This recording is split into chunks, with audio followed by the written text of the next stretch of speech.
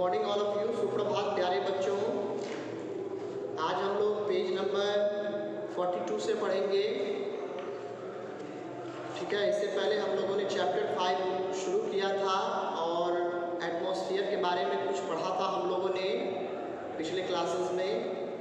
और हमारा एटमॉस्फेयर किस चीज़ से बना हुआ है, किन किन चीज़ों से, और and structure and what is its structure, और आखिर इसकी बनावट कैसी है, इन सारे। तो आइए इसको आगे पढ़ा जाए। सबसे पहले हम लोग पढ़ेंगे green house effect and global warming. आखिर ग्रीन हाउस इफेक्ट क्या होता है और ग्लोबल वार्मिंग क्या चीज़ है। आइए इसके बारे में जानें और समझें। आप लोग ध्यान से सुनिएगा और समझेंगे इसे। ठीक है, तो चलिए शुरू किया जाए। Green carbon dioxide has the ability to absorb heat. Carbon dioxide एक ऐसा गैस होता है जिसमें यह खासियत होती है कि वो हीट को एब्जॉर्ब कर सकता है, अवशोषित कर सकता है। Therefore, it is the main reason for the greenhouse effect on Earth।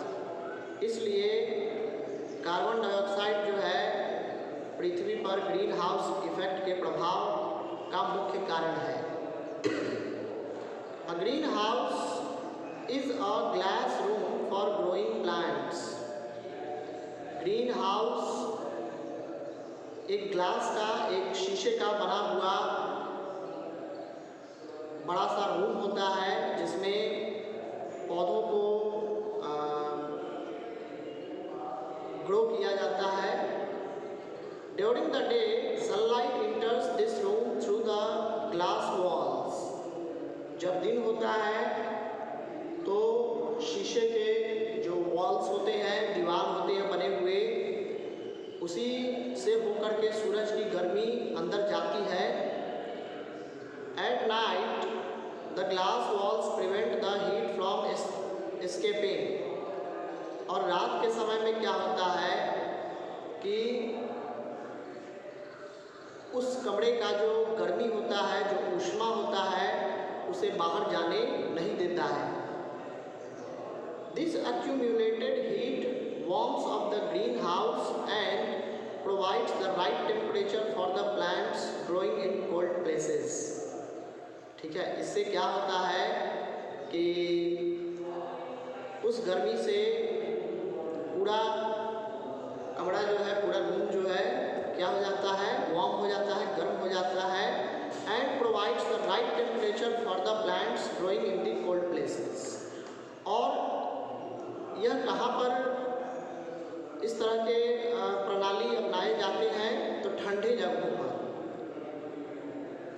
ठंडे जगहों पर चूँकि temperature, because the temperature there is very low, so people choose this method to grow plants. ठीक है, तो उसके अंदर जो गर्मी होती है वह पौधों को प्राप्त होती है, पौधे उसे एब्जॉर्ब करते हैं और फिर अपना भोजन पकाते हैं। The same phenomenon can be seen on the earth. यही बदलाव आप अर्थ पर भी देख सकते हैं, पृथ्वी पर भी देख सकते हैं। Carbon dioxide present in the atmosphere absorbs the heat radiated from the earth and prevents the earth from getting too cold at night. हमारे इस पर्यावरण में, इस वातावरण में जो कार्बन डाइऑक्साइड गैस है,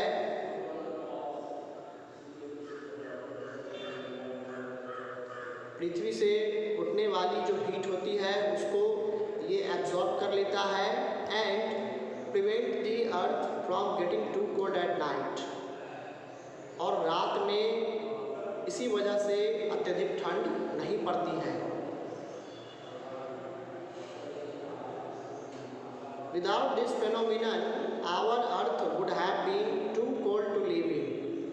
अगर यह बदलाव, यह फेनोमिनन अगर नहीं होता तो शायद हम लोग रात में ठीक से नहीं रह पाते या बहुत मुश्किलों का सामना करना पड़ता। However,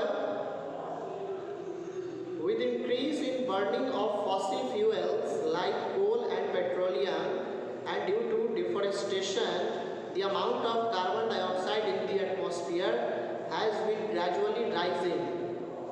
फिर भी हम जिस प्रकार से फॉसिल फ्यूल्स जैसे कि कोयले, पेट्रोलियम आदि जो जलाते हैं और इसके अलावा जो deforestation means deforest the plants, यानी कि पूरी तरह से पेड़ पौधों की कटाई। तो इसके वजह से क्या होता है कि एटमॉस्फेयर में जो कार्बन डाइऑक्साइड की मात्रा है, जो अमाउंट है, वो धीरे धीरे बढ़ता चला जा रहा है। ठीक है। The increased carbon dioxide absorbs more heat and increases the Earth's temperature.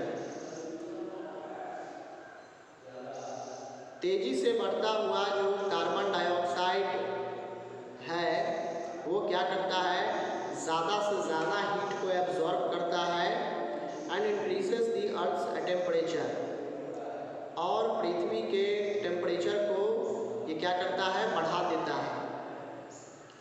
This rise in temperature is known as global warming. Temperature में इस तरह के जो राइज होते हैं, जो इंक्रीज होता है, उसे हम ग्लोबल वार्मिंग कहते हैं। The results of global warming are quite bad. Global warming का जो रिजल्ट है वो अच्छा नहीं है। The rise in temperature causes the snow in the levels of the seas rise and the coastal areas are flooded. इस तरह के जो परिणाम स्वरूप आप जो देख रहे हैं,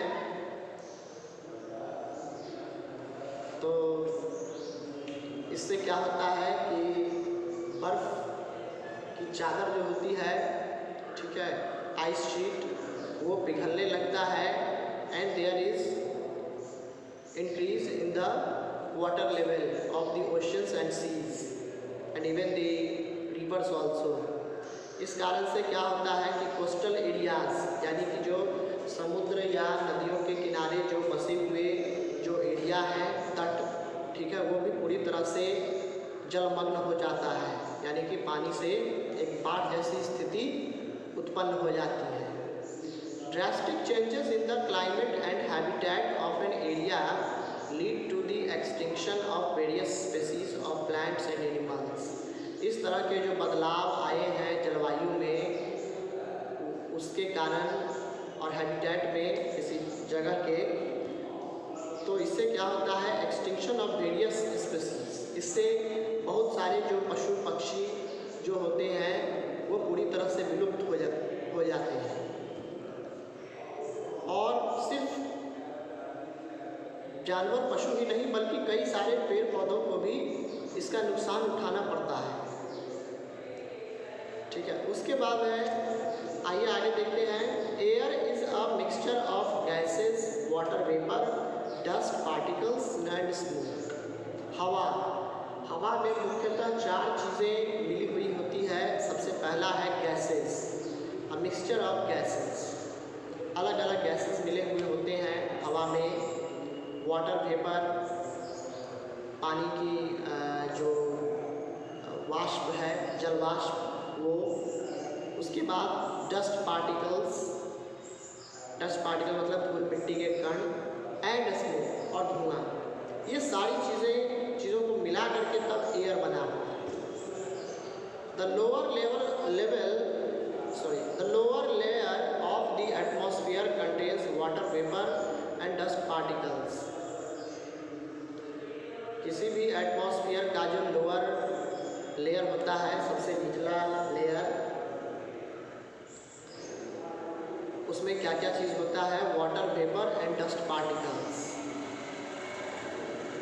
क्योंकि वो भारी होता है, हवा से तो भारी ना होगा, डस्ट पार्टिकल्स और जो वाटर वेपर होगा वो ऑब्वियसली एयर से जो है भारी होगा। इसलिए एयर जो होता है, गर्म हवा ऊपर की ओर जाती है, और जो डस्ट पार्टिकल्स जो वाटर वेपर होते हैं, चूँकि वो भारी होते हैं तो वो नीचे रहते हैं। Some heavy gases like oxygen are also found in the lower layer. कुछ ऐसे भारी गैसेस हैं जैसे कि ऑक्सीजन, ये भी एक ऐसा गैस है जो कि लोअर लेयर में पाया जाता है, सबसे निचले तल पर पाया जाता है। The composition of air varies from time to time and from place to place, यानी कि एयर का जो कंपोजिशन होता है जगह जगह पर और समय समय पर बदलते रहता है, या अलग अलग भी हो सकता है, विभिन्न हो सकता है। However, the composition of clean and dry air is fairly uniform in the lower layers. फिर भी अगर देखा जाए जो शुद्ध वायु जो होती है, शुद्ध हवा जो होती है, उसमें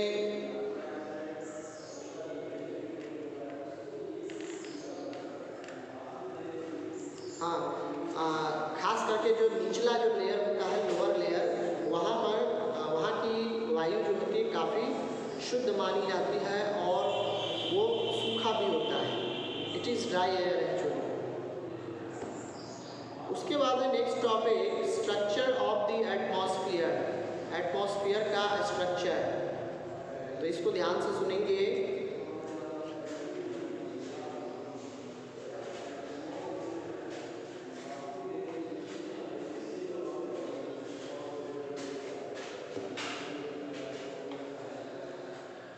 हाँ, तो आइए देखा जाए structure of the atmosphere. Atmosphere का structure. We learn about the atmosphere from the information received through radars and satellites. हम लोग एटमॉस्फेयर के बारे में पहले ही जानकारी प्राप्त करते आ रहे हैं, वो भी किस किस चीज़ के माध्यम से, तो रडार्स और सैटेलाइट्स के माध्यम से। The density and temperature of the atmosphere is not the same everywhere. Sorry, density. ठीक है, यानी कि टेम्परेचर, एटमॉस्फेयर का डेंसिटी यानी कि घनत्व और टेम्परेचर यानी कि ताप is not the same everywhere. वो हर जगह एक समान नहीं होता है, कहीं पर कम हो सकता है, कहीं पर ज़्यादा हो सकता है। ठीक है, so don't be confused. It could be changed at places, at different places.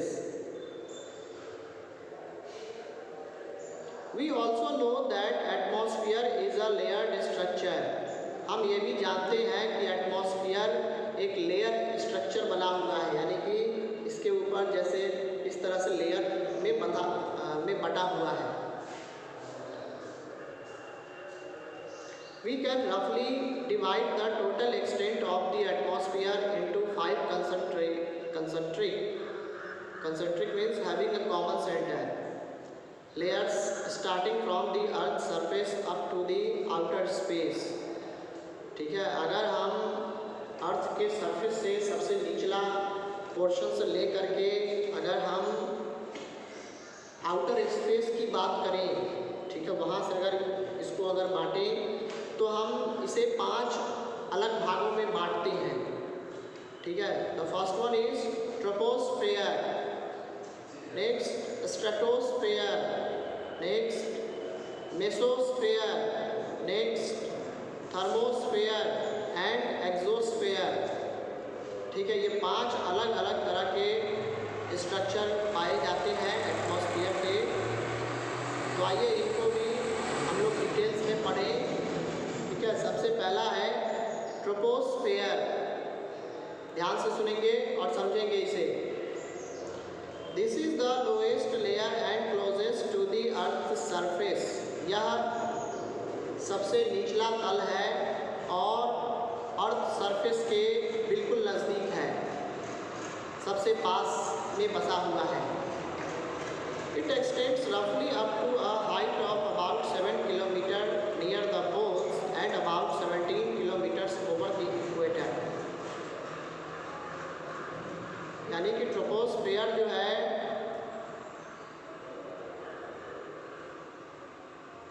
7 kilometre poles से and about 17 kilometre over the equator, और इक्वेटर जो बनाया गया है उसके जस्ट 17 किलोमीटर ऊपर जो है यह ट्रोपोस्फेयर बसा हुआ होता है। It's overall height is about 12 kilometre. इसका जो टोटल जो हाइट होता है that is about 12 kilometre. It is the densest layer and most of the changes related to weather conditions take place in this sphere। यानी कि यह सबसे ज़्यादा घनत्व वाला लेयर होता है। and most of the changes related to weather conditions take place in this sphere। और इस स्फीयर में, इस स्फीयर में क्या होता है कि जो वेदर चेंजिंग होता है, वेदर कंडीशंस जो होता है वो यहीं पर प्लेस करता है, यहीं पर लेता है। All weather phenomena like clouds, rain, fog, frost, dew, wind, thunder, storms etc occur in this layer.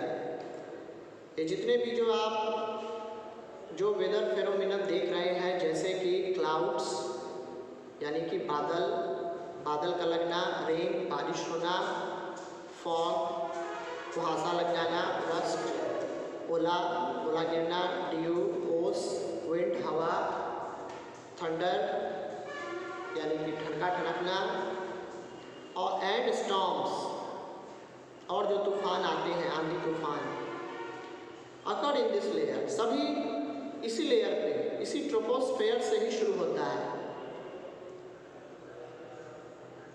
It provides us from the heat of the sun during the day and keeps the earth warm at night। Troposphere क्या करता है, तो heat को, सूरज दिन के समय जो सूरज का प्रकाश मिलता है उससे पृथ्वी के सतह को गर्म रखता है। And keeps the earth warm eight night, और रात के समय में इसे अत्यधिक ठंडा नहीं होने देता है।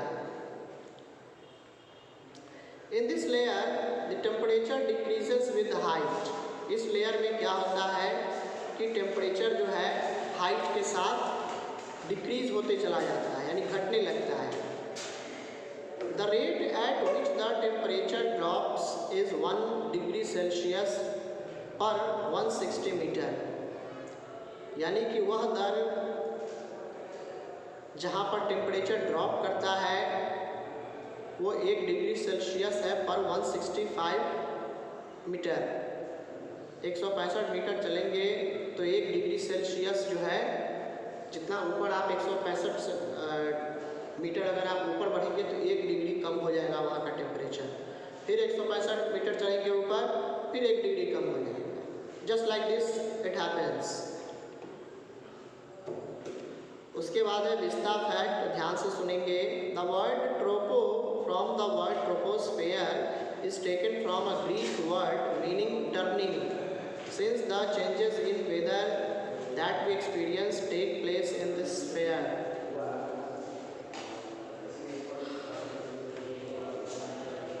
ये ट्रोपोस्फेयर में से जो वर्ड लिया गया है ट्रोपो, जो कि इसकी उत्पत्ति ग्रीक वर्ड से हुई है, ठीक है, और जिसका मतलब है टर्निंग, घुमाना, कोई चीज़ घुमाना, ठीक है। Since the changes in weather that we experience take place in this sphere. इस स्फीयर में क्या होता है कि वेदर जो है बदलते रहता है समय समय पर, जिसके कारण हम इसी वजह से ट्रोपोस्फेयर का नाम, इस स्ट्रक्चर का नाम ट्रोपोस्फेयर पड़ा है, ठीक है।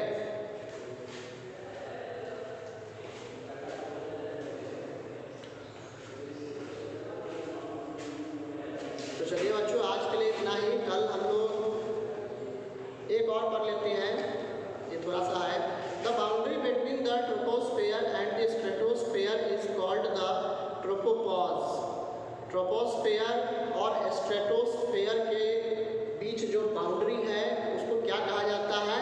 Tropopause. Here the general decrease in temperature with altitude stops। यहाँ जो एल्टीट्यूड में जो डिक्रीज होता है, ठीक है, जो घटने लगता है, यहाँ पर बंद हो जाता है, इसीलिए इसको ट्रोपोपॉज कहते हैं।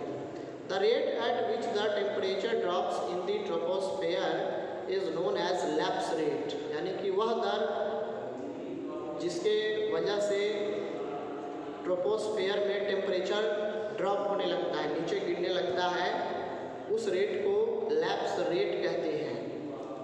ठीक है, तो बच्चों आज के लिए इतना ही। कल हम लोग फिर से नेक्स्ट डे अगले टॉपिक नेक्स्ट टॉपिक के साथ मिलेंगे।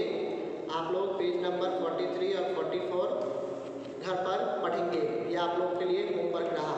ठीक है, तो आज के लिए इतना ही प्यारे बच्चों। God bless you. Thanks for watching this video and have a good day.